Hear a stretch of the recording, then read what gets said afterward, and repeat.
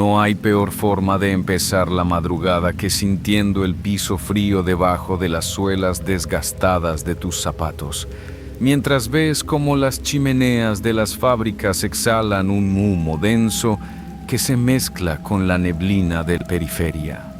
Mi nombre en los rincones donde la luz apenas alcanza a parpadear es Valeria.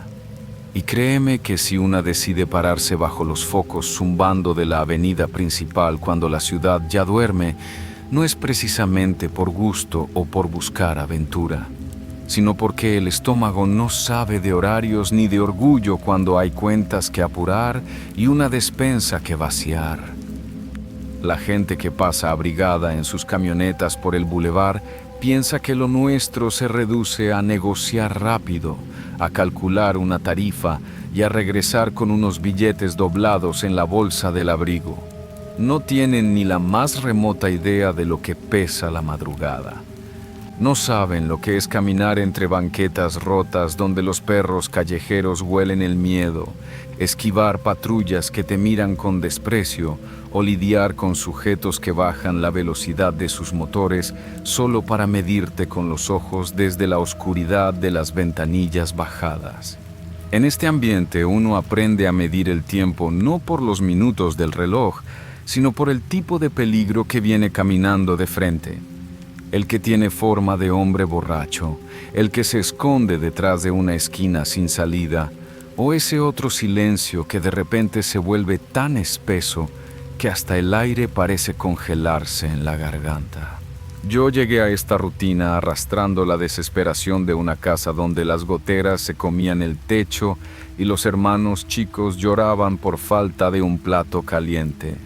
Mi madre ya no podía con las manos torcidas por el reuma, y yo tuve que aprender a defenderme sola en el asfalto de la zona fabril de Monterrey, ese monstruo de concreto donde el aire siempre sabe a óxido, a soldadura vieja y a derrota acumulada.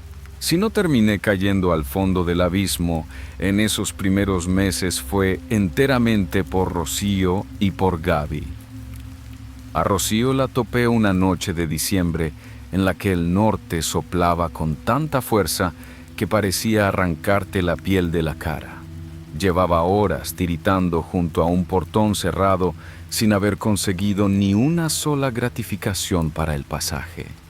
Ella se me acercó sin decir palabra y me extendió un vaso de unicel con café soluble pero caliente. Un gesto tan simple que en medio de tanta miseria se sentía como un salvavidas. Rocío ya era una mujer curtida por los años. Traía el rostro marcado por una historia dura, con un marido que un día cruzó la frontera norte prometiendo mandar dólares, y del que lo único que volvió fue una maldita ausencia y una lista de deudas impagables. Gaby se nos sumó meses después, casi de la manera en que llegan las peores tormentas.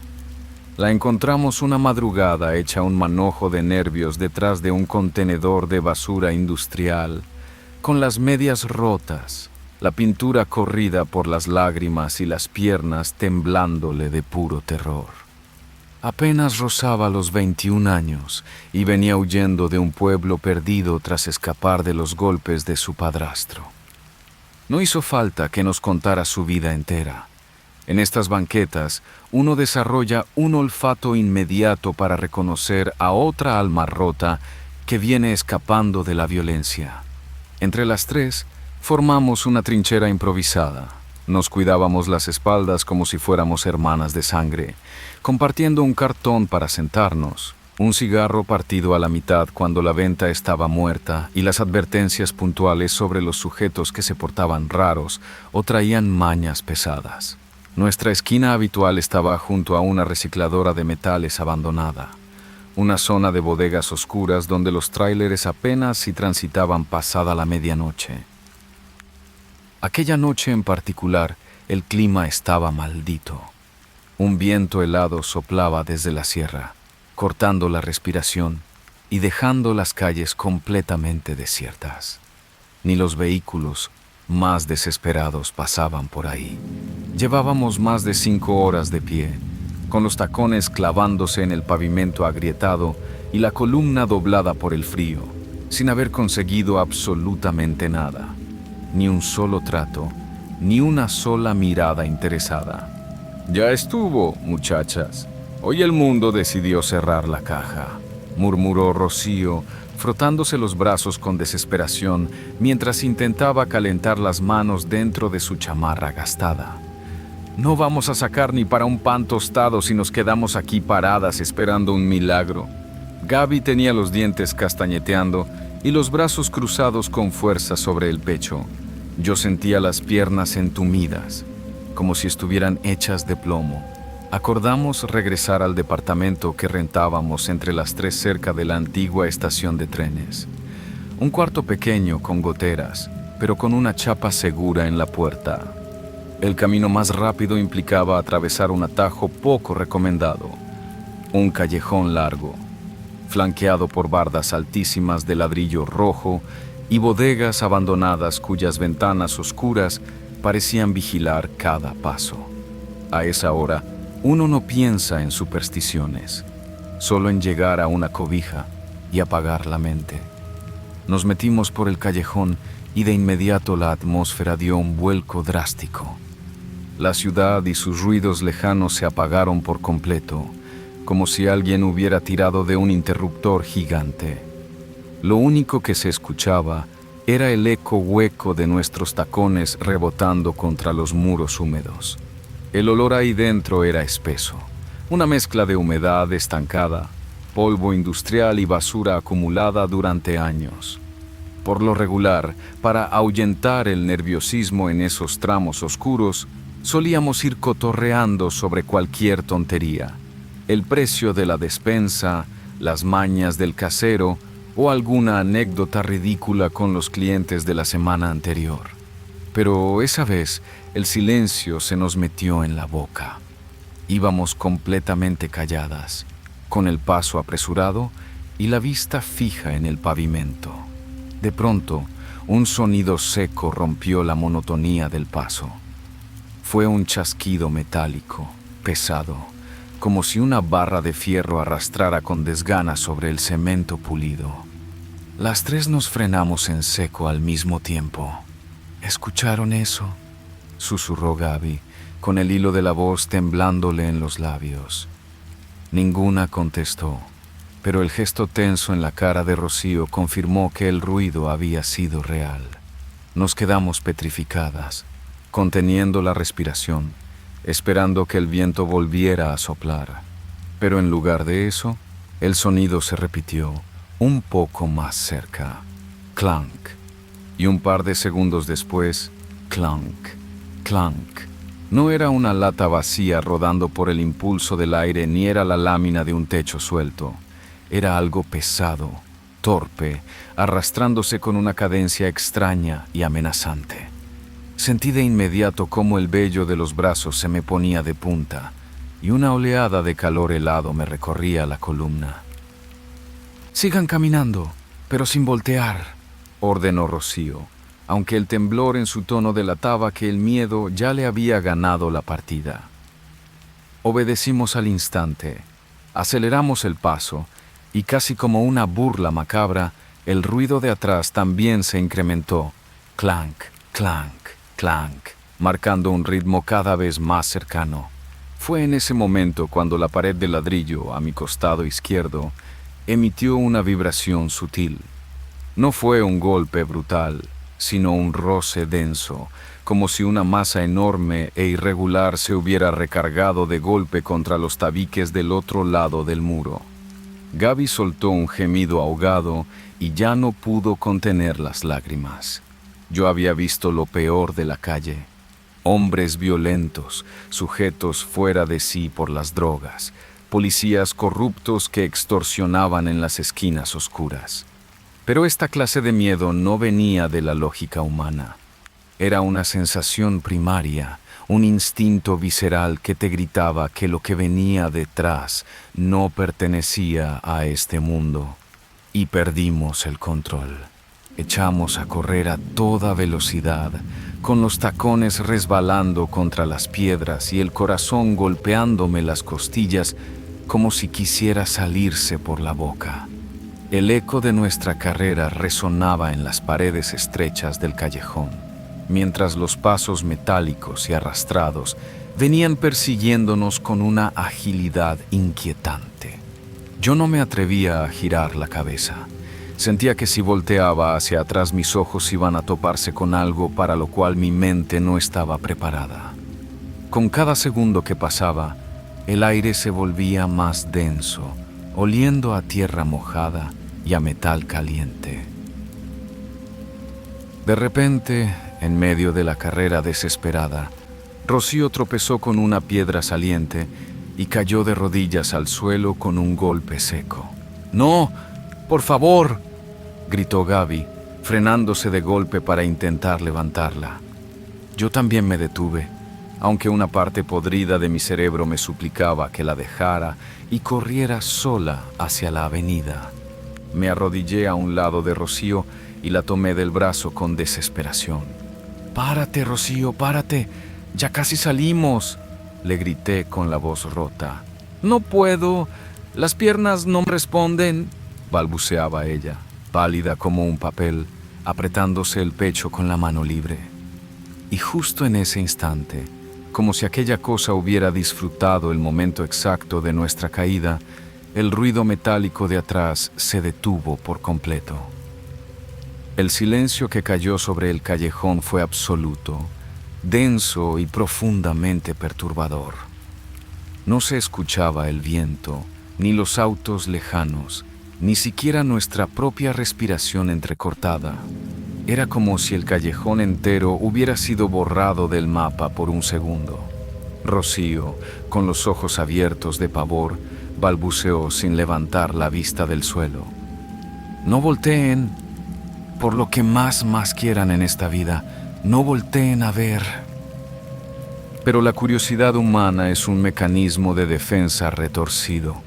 A unos cuantos metros adelante, ya se alcanzaba a ver la salida del callejón, iluminada por la luz anaranjada de un poste de la avenida principal. Con un esfuerzo sobrehumano, entre Gaby y yo, logramos levantar a Rocío y volvimos a avanzar a trompicones, casi cargándola. Estábamos a menos de 10 metros de alcanzar la banqueta segura cuando se escuchó un estruendo descomunal a nuestras espaldas. No fue un simple golpe. Sonó como si un bloque de toneladas hubiera impactado contra la mampostería del callejón con una fuerza brutal.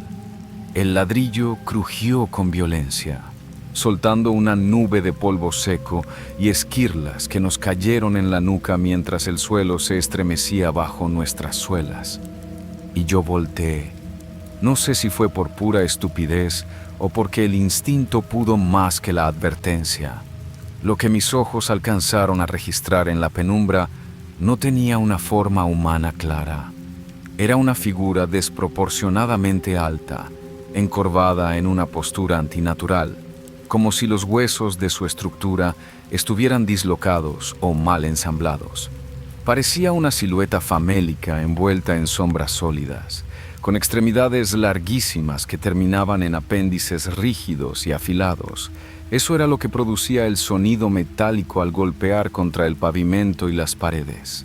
No alcancé a distinguirle un rostro definido, pero la certeza absoluta de que me estaba mirando directamente se me clavó en la nuca como un cuchillo ardiente. La cosa se irguió con una lentitud grotesca, emitiendo un crujido seco de articulaciones que se acomodaban. Fue entonces cuando vi cómo, de la parte posterior de su espalda, se desplegaron dos extensiones oscuras, parecidas a membranas o extremidades rígidas extendidas, que utilizó para impulsarse con una velocidad imposible. No corrió ni voló de forma natural. Dio un salto descomunal, elevándose de golpe hacia las alturas, directa hacia las estructuras metálicas de los techos industriales. Escuché un impacto seco sobre las láminas de una bodega lejana, luego otro más distante. Y finalmente el silencio volvió a tragarse la noche. Salimos disparadas hacia la avenida principal, cayéndonos a medias, con el pecho incendiado y las lágrimas escurriéndonos por la cara. Cruzamos la calle sin mirar los semáforos, buscando cualquier rostro humano, cualquier carro en movimiento que nos devolviera a la realidad. Llegamos al departamento hechas pedazos. Gaby cerró todos los cerrojos y corrió las cortinas de inmediato, mientras Rocío se dejaba caer sentada en un rincón, mirando fijamente al vacío como si algo dentro de su cabeza se hubiera roto para siempre. Nos quedamos las tres juntas en el suelo de la recámara pequeña, con el foco central encendido y un miedo tan frío que ni siquiera nos atrevíamos a hablar. Ninguna quiso cerrar los ojos en toda la noche. Cada crujido en la madera del techo o cada zumbido del refrigerador viejo nos hacía brincar con el corazón en la garganta. Pasaron varios días antes de que volviéramos a pisar la calle. Cuando por fin la necesidad nos obligó a retomar la rutina, cambiamos por completo de ruta, de horario y de zona. Nos alejamos para siempre de los callejones oscuros y de las bodegas abandonadas de la periferia, prefiriendo caminar por avenidas más transitadas, aunque eso significara lidiar con más riesgos cotidianos. Sin embargo, hay marcas que no se borran con un cambio de banqueta. Jamás volvimos a mencionar explícitamente lo que vimos aquella madrugada. No hizo falta sentarse a platicarlo, porque bastaba con cruzar una mirada cuando el viento soplaba fuerte entre las estructuras metálicas, o ver cómo Gaby alzaba los ojos de inmediato hacia las cornisas oscuras cada vez que pasábamos cerca de un edificio viejo. Una semana después, escuché a un velador de la zona comentar con un cliente habitual que habían encontrado parte de la barda trasera de una recicladora completamente derruida y con muescas extrañas, como si algo muy pesado se hubiera estrellado contra el concreto con una fuerza fuera de lo común. Otro compañero mencionó que en el techo de una bodega cercana había marcas de garras o estructuras largas grabadas en la lámina oxidada. Por supuesto, nadie quiso investigar más a fondo.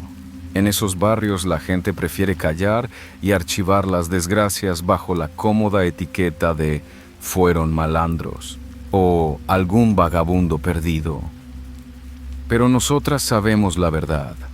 Lo peor de todo esto no fue enterarse de que la noche está llena de peligros humanos, de hombres violentos y de miseria. Lo peor fue comprender que, en medio de nuestra rutina de supervivencia, existe otra clase de depredador mucho más antiguo, silencioso y frío. Algo que no se sube a un automóvil ni te ofrece un trato en las esquinas, sino que simplemente habita en los huecos oscuros de la ciudad, aprendiendo los horarios, los pasos y las rutinas de las mujeres que habitamos la madrugada. Desde entonces, sigo saliendo a buscar el sustento, porque el hambre no se apacigua con rezos ni el alquiler se paga con miedo. Pero cada vez que la calle se queda demasiado solitaria, cuando el aire huele a metal húmedo y el silencio pesa demasiado, cierro los ojos un segundo y me parece escuchar a lo lejos ese eco inconfundible. Clank, clank, clank.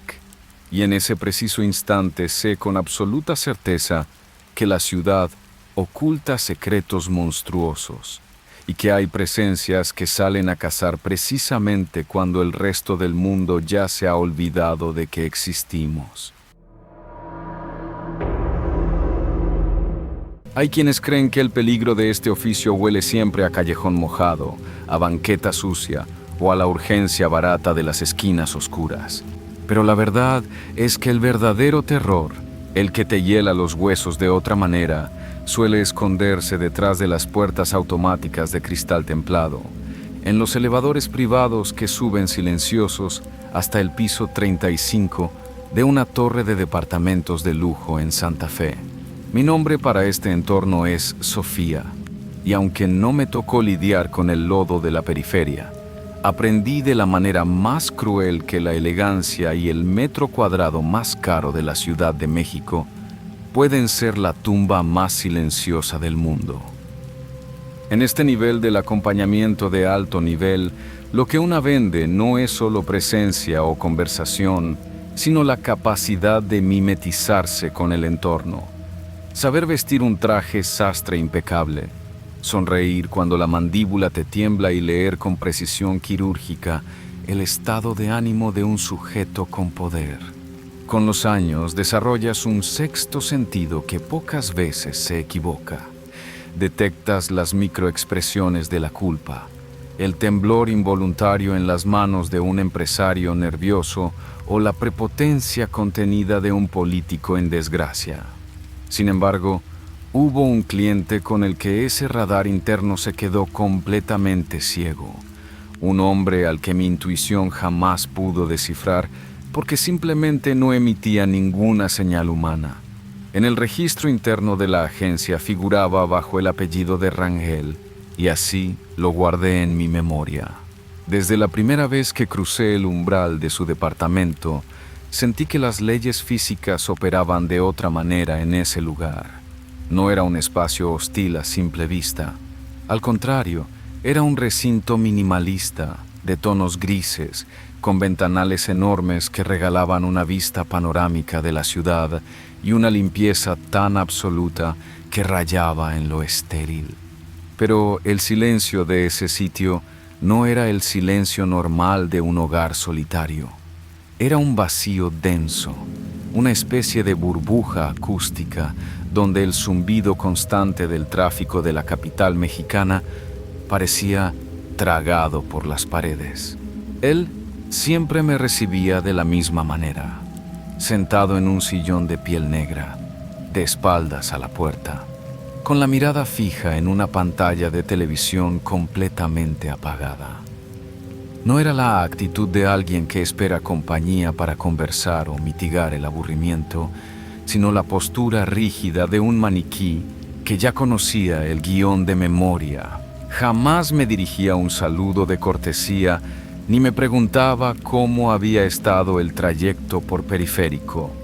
Su único protocolo consistía en pronunciar una sola orden con voz monótona y seca. Comienza.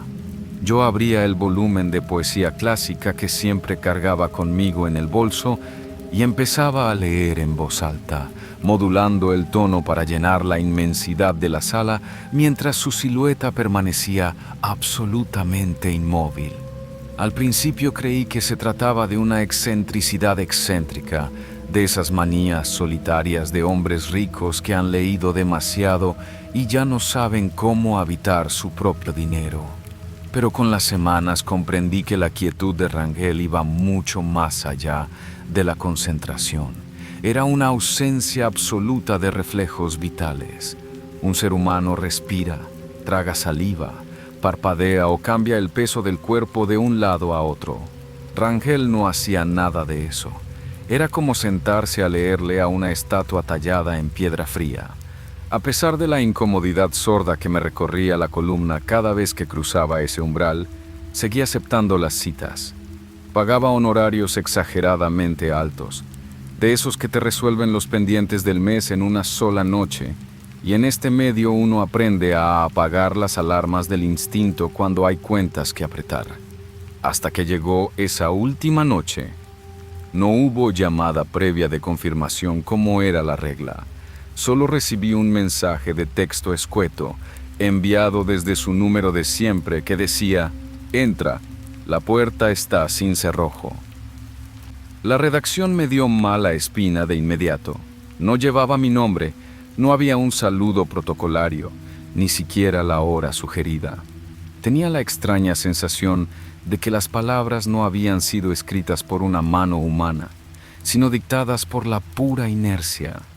Aún así, impulsada por una mezcla de rutina y absurda confianza, tomé las llaves de mi automóvil y conduje hasta la zona poniente.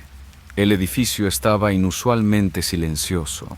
El elevador privado subió los 35 pisos sin detenerse una sola vez, marcando los números con una luz LED blanca que parpadeaba de manera tenue.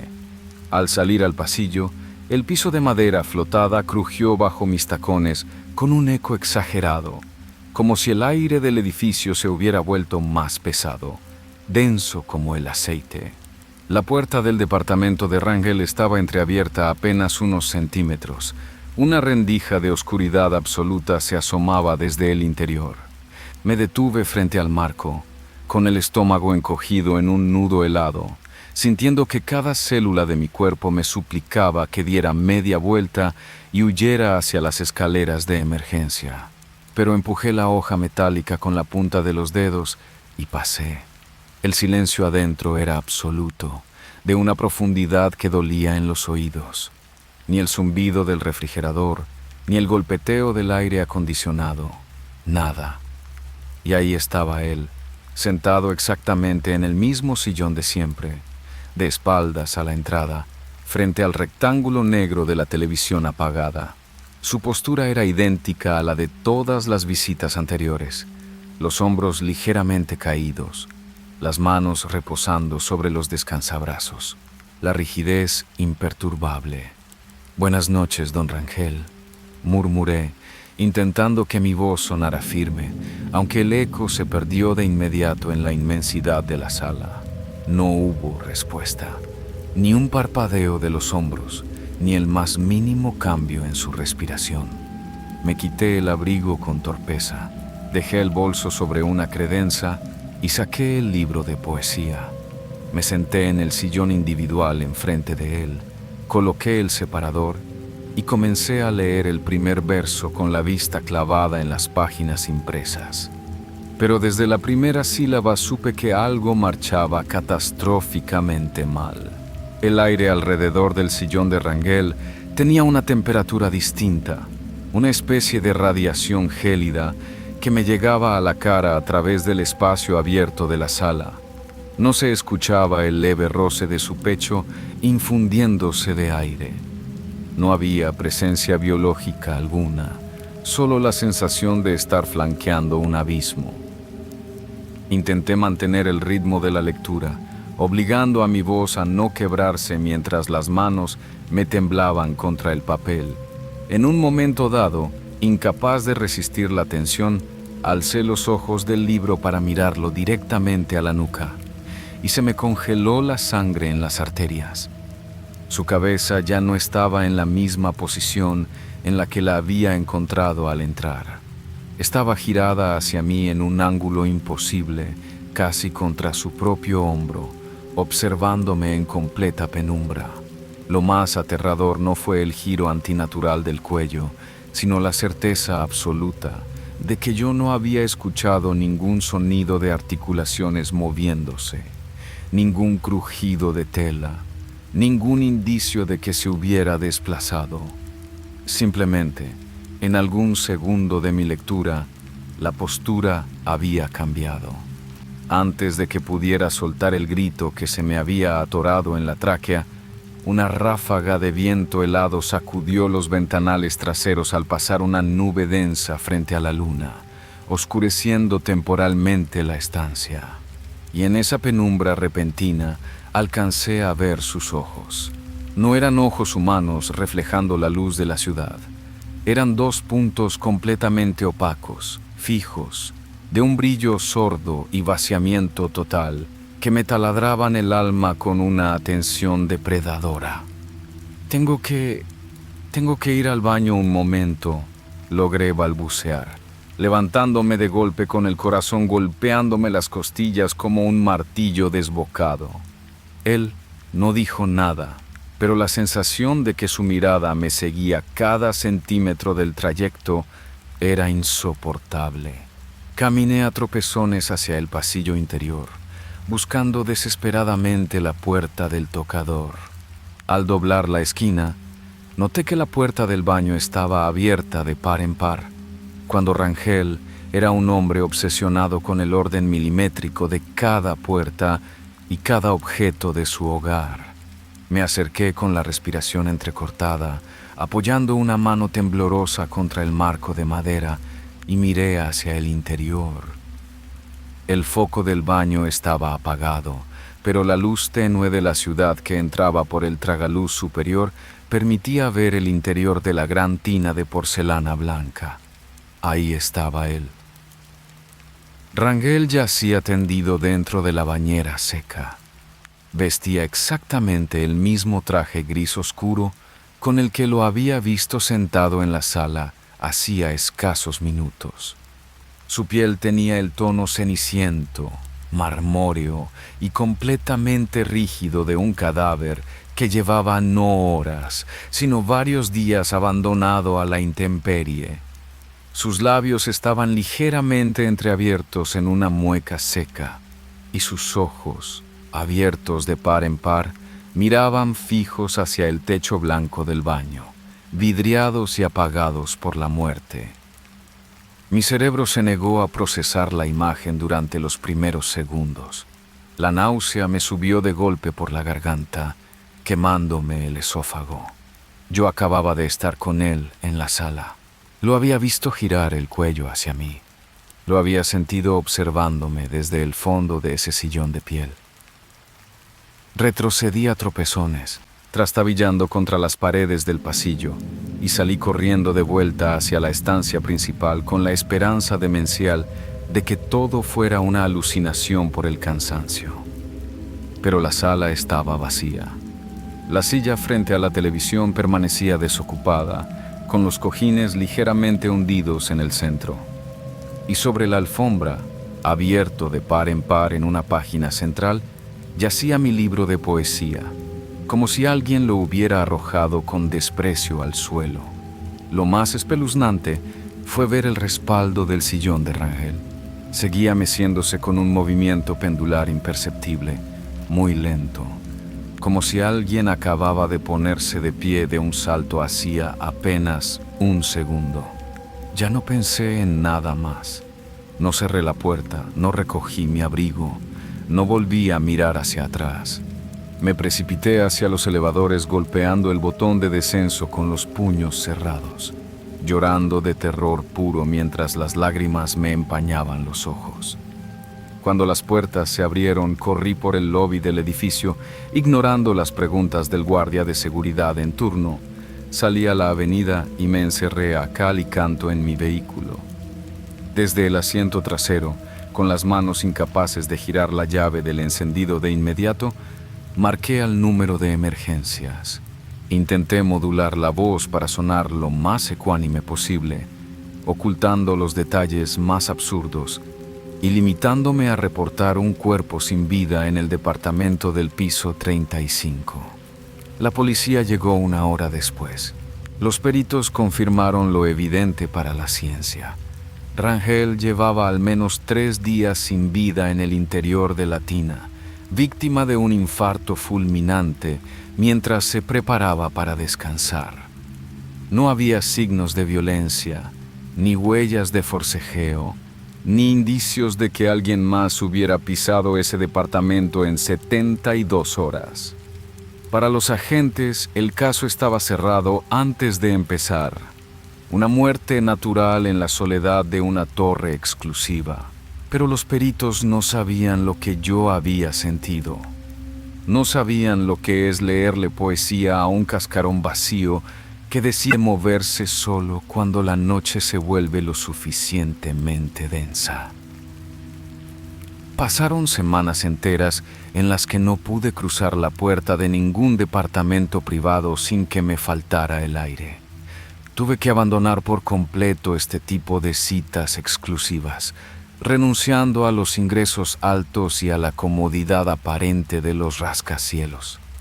Un par de semanas después del incidente, un breve recuadro en la sección metropolitana de un periódico local retomaba el caso de la torre en Santa Fe. La nota era pequeña, fría y burocrática, pero incluía un detalle marginal que me hizo soltar el periódico con un grito ahogado. Mencionaban que, al procesar la escena, los peritos forenses hallaron un libro de versos tirado junto al sillón de la sala, abierto en un poema que hablaba sobre las sombras que imitan la respiración de los vivos cuando el corazón ya se ha detenido para siempre. Desde entonces, entendí que los peligros de la calle se ven venir.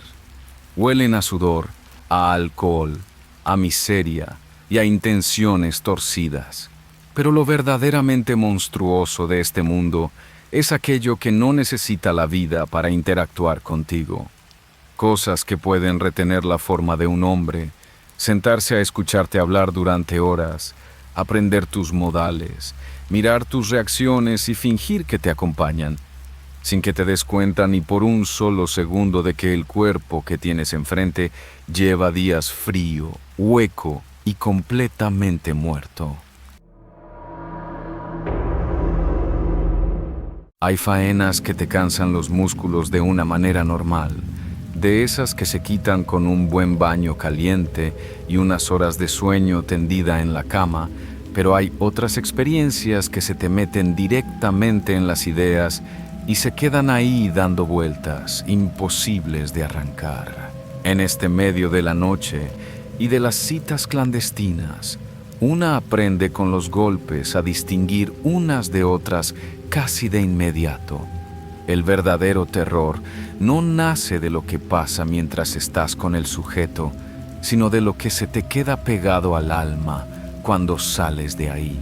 Esa certeza escalofriante de que hubo un instante en el que perdiste las riendas de tu propio cuerpo y ni siquiera logras ubicar en qué segundo exacto sucedió la tragedia.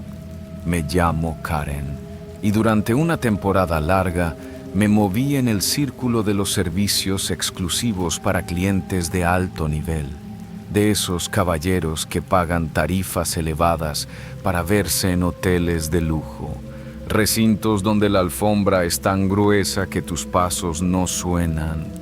La iluminación es tenue y todo respira una falsa atmósfera de seguridad y elegancia. En esos lugares la ganancia es sustanciosa, sí, pero también fue donde comprendí que el peligro más grande camina sin hacer ruido y que hay presencias que ya están instaladas en la habitación mucho antes de que tú cruces el umbral, esperando pacientemente a que alguien cierre la puerta. Aquella noche la cita estaba pactada en una construcción antigua del centro de la capital, un edificio cargado de historia, con corredores interminables, molduras de madera oscura y espejos de cuerpo entero tan grandes que parecían reflejar más de lo que corresponde al mundo real. Apenas puse un pie en el vestíbulo, el cuerpo se me puso en alerta.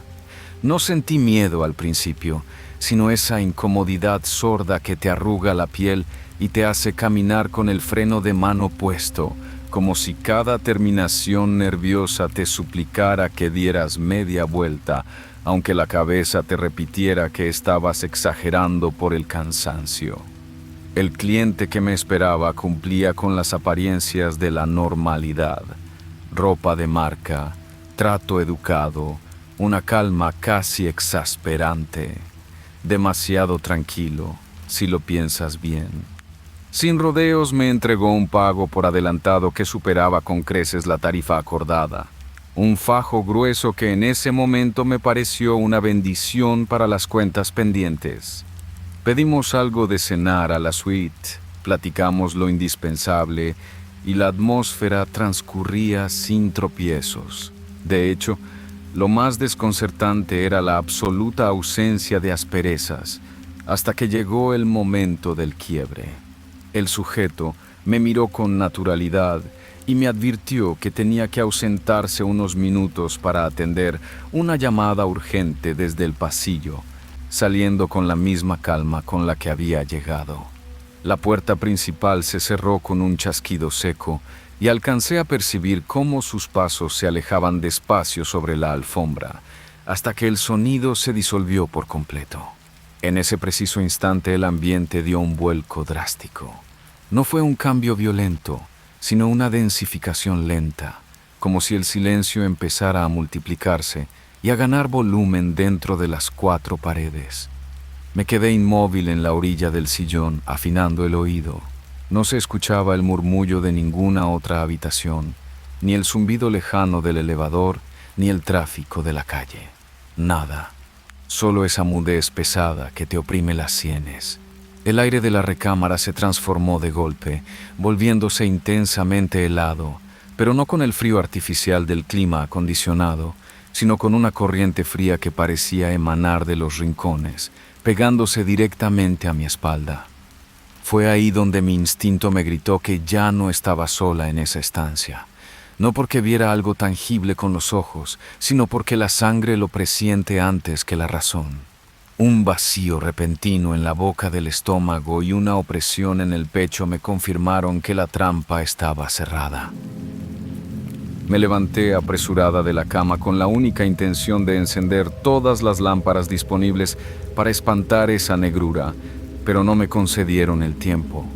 Recibí un impacto seco, directo, una fuerza invisible pero brutal que me empujó de espaldas sin darme oportunidad de meter las manos para amortiguar el golpe. Caí pesadamente sobre el colchón y el poco aire que tenía en los pulmones se me escapó en un silbido. Intenté incorporarme de inmediato para defenderme, pero mis músculos no obedecieron. Algo colosal me estaba aplastando el pecho, una presión firme, constante, perfectamente delimitada, que me clavaba a la cama sin dejarme mover un solo dedo. Traté de forcejear con los brazos, de girar el cuello, de lanzar un grito de auxilio, pero mi cuerpo se había convertido en un estorbo inútil. La mente estaba completamente lúcida, consciente de cada segundo de la pesadilla, mientras la carne permanecía secuestrada. El frío aumentó de intensidad, volviéndose denso, como si esa mole invisible exhalara su propia escarcha sobre mi rostro. Fue entonces cuando alcancé a distinguirla en la penumbra. No se trataba de una persona ni de una figura definida con rasgos humanos.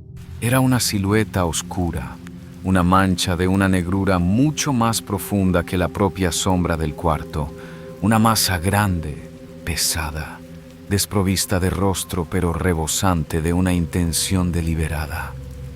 Estaba postrada justo encima de mí, ejerciendo una autoridad absoluta. Lo más aterrorizante no fue verla cernirse sobre mi cuerpo, sino la naturaleza de su dominio. No mostraba la furia salvaje de un agresor común, sino una fría indiferencia, como si estuviera cumpliendo un protocolo rutinario, haciendo exactamente lo que vino a hacer sin necesidad de esforzarse lo más mínimo. Mi garganta se desgarraba por emitir un sonido, pero la voz se quedaba atrapada en un eco sordo. El tiempo perdió toda proporción matemática. Ignoraba por completo si habían transcurrido segundos o si llevaba horas atrapada bajo esa mole invisible, suspendida en un estado de absoluta impotencia, donde comprendí que no hay peor suplicio que la certeza de no poder hacer absolutamente nada para salvar el pellejo. Poco a poco, con la misma lentitud con la que había descendido, la presión sobre mi pecho comenzó a aflojarse. No se disipó de un trancazo, sino que fue cediendo el peso como si aquella entidad hubiera terminado su cometido. La silueta se fue diluyendo en la oscuridad de la alcoba hasta fundirse con las paredes, aunque el rastro de la heladez se quedó flotando mucho más tiempo. Me quedé hecha un ovillo sobre el colchón, temblando de pies a cabeza, respirando con dificultad y con el corazón galopando desbocado contra las costillas, aterrada incluso de voltear a ver hacia los costados.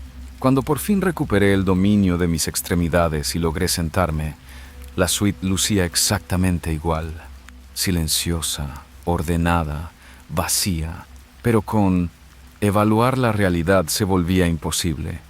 Aquello ya no era un cuarto de hotel, era una trinchera.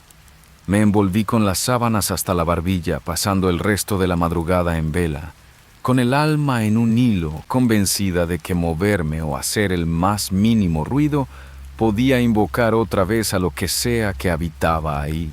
Con las primeras luces grises del amanecer filtrándose a través de las cortinas, sentí que el cuerpo por fin respondía a mi voluntad.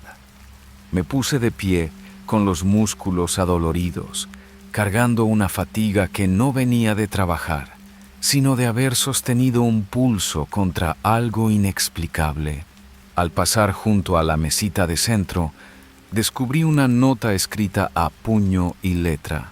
El cliente se había marchado sin despedirse de palabra. El recado escueto decía que confiaba en que la noche hubiera resultado placentera.